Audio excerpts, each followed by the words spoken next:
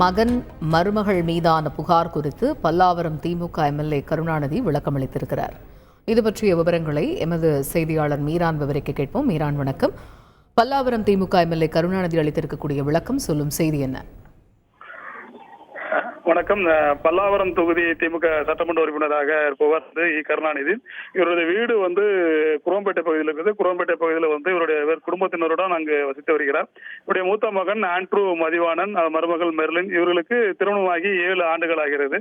திருமணத்திற்கு பிறகு இவர்கள் இந்த அவருடைய எம்எல்ஏ மகன் ஆண்ட்ரூ மதிவாணன், மருமகள் மெர்லின் ஆகிய இருவரும் திருவான்மையூர் பகுதியில் வசித்து வருகின்றனர். இவர்கள் எம்எல்ஏ குடும்பத்தினர் குரோம்பேட்டை பகுதியில் வசித்து வருகிறார்கள். இந்த நிலையில் தான் வீட்டு வேலைக்காக ஏஜென்சி மூலமாக வந்த பணிப்பெண் தற்போது வீடியோ வெளியிட்டு அவர்கள் இருவரும் மீதும் புகார் அளித்திருக்கிறார். இந்த புகாரின் போது வீட்டு வேலை செய்ய வந்த தன்னை கொடுமைப்படுத்தியதாக ஆண்ட்ரூ மதிவாணன், அவருடைய மனைவி மெர்லின் ஆகிய இருவர் மீதும் புகார் செய்ததன் அடிப்படையில் நீலாங்கரை அனைத்து மகளிர் காவல் நிலையத்தில் 5 பிரிவுகளின் மீது வழக்கு பதிவு செய்து விசாரணை நடத்தி வருகிறார்கள்.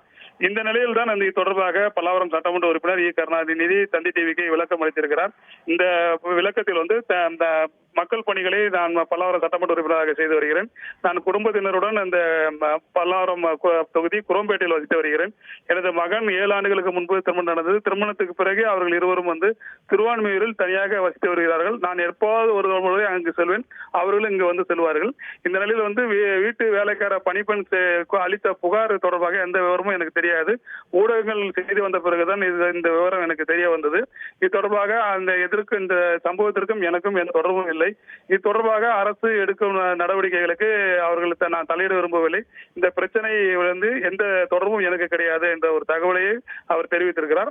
இது தொடர்பாக தொடர்ந்து நீலாங்கரை அனைத்து மகளிர் காவல் நிலைய போலீசார் விசாரணை நடத்தி வருகிறார்கள். தகவல்களுக்கு நன்றி மீரா.